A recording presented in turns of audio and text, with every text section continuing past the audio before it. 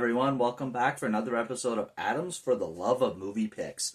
This time around, we're going to be talking about the 1994 film, The Pagemaster, starring Macaulay Culkin as Richard Tyler. So before I get into it, The Pagemaster is one of those rare movies that is both live action and animation, kind of like Osmosis Jones.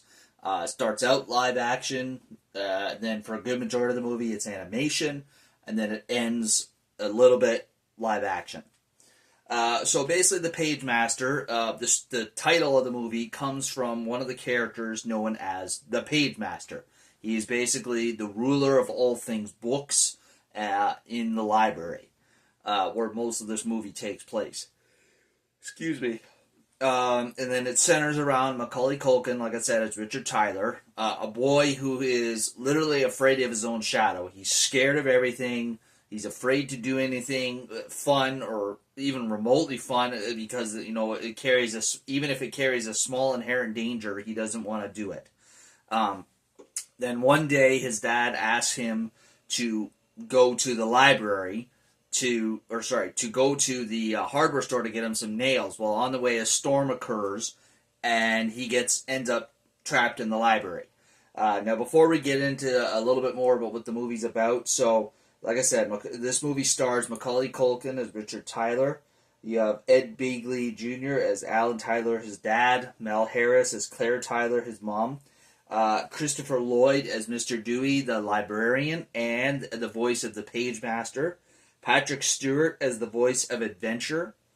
Whoopi Goldberg as the voice of Fantasy. Frank Welker as the voice of Horror. Leonard Nimoy as the voice of Dr. Jekyll and Mr. Hyde. George Hearn as the voice of Captain Ahab. Dorian Harewood as the voices of the Jamaican pirates. Robert Picardo voices one of the pirates. Phil Hartman as Tom Morgan, another one of the pirates. Jim Cummings as Long John Silver. And that's pretty much the extent of the well-known actors in this. So this movie is it's really well done. Like the voice actors they choose to, or the actors they choose to voice the character in this movie are phenomenal. Patrick Stewart is amazing as the voice of Adventure. Whoopi Goldberg is funny and amazing as the voice of Fantasy. And Frank Welker brings a quirky sense of humor to the character of Horror. Basically, all three characters are books. They're books that are alive in this world, and that is where they come. That is where the idea comes from. So as Richard is in the library, he basically comes across. He's in there to escape the storm, and he's there also to find a phone to call his parents and let them know what's happening, to come and get him at the library.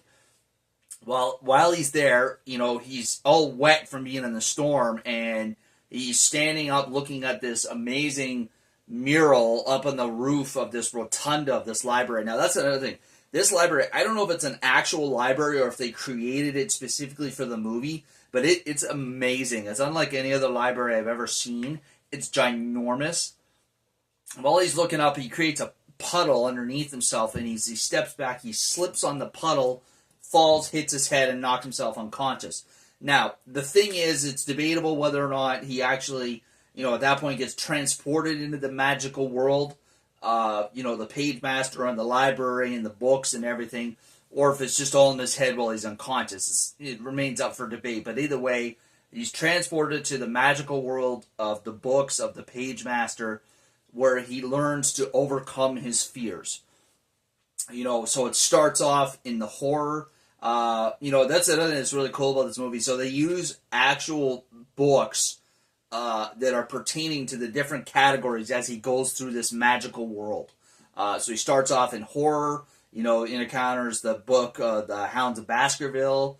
Then eventually he ends up. He's going through a graveyard. Excuse me. And ends up at the house of Dr. Jekyll / Mr. Hyde, who I think Leonard Nimoy was a perfect choice to voice that character. And then, he encounters a few ghost stories, and then as he goes through horror, he goes into adventure, encounters the story of Moby Moby Dick with Captain Ahab. Then progresses to the story of Treasure Island with Long John Silver and the pirates. And eventually he winds up in the world of fantasy. Comes across various different books. And of course, ends up fighting a fire-breathing dragon. Now, they don't specifically say what story the dragon is from. It could be any kind of number of adventure stories with a fire-breathing dragon, right?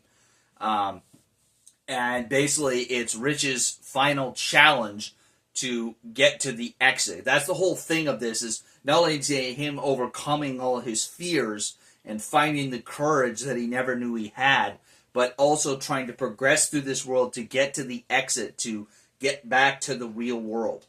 So the dragon is the final challenge, which he overcomes and manages to escape the world, escape the fantasy world that he's in, back to real life. All along the way, learning a valuable lesson about himself, and like I said, finding the courage that he never knew he had. And then, of course, he takes. So that's the interesting thing, where it's hard to tell if this really happened or not. As he's transported back to the real world, you see his animated form, because Rich. So when he gets transported to this world, he becomes an animated character, just like the world, and or as the Pagemaster calls him, an illustration. And his illustrated form falls back into his real form, along with the 3 books he was traveling with. They now become real books. And so he takes the books home with them, because that was part of their deal. If they helped him get out, he would take them out of the library with him, because apparently that's all any book ever wants, is to be taken out and read. So it's really well done, this movie. It was a staple of my childhood. I absolutely loved the Pagemaster. It's a very original idea for a movie, and I think it works fantastically. I think picking Macaulay Culkin, especially at this point, in his life, it was at the height of his acting career. He'd done Home Alone 1 and 2. He'd done Richie Rich, and of course, the Pagemaster, So picking him to play the character of Richard Tyler was, I think, a brilliant choice. As well as Christopher Lloyd as both the librarian and the voicing the Pagemaster, another brilliant choice. Just an all-around great family film. Highly recommend the Pagemaster if you've never seen it. And that's all we have for you there this week, folks. Again, if you like my videos, please feel free to leave a like or a comment down below, and please click that subscribe button. All right, folks. You take care of yourselves, and we'll catch you next week for another episode. And now, folks, it's time to say goodnight. We sincerely appreciate your patronage and hope we've succeeded in bringing you an enjoyable evening of entertainment.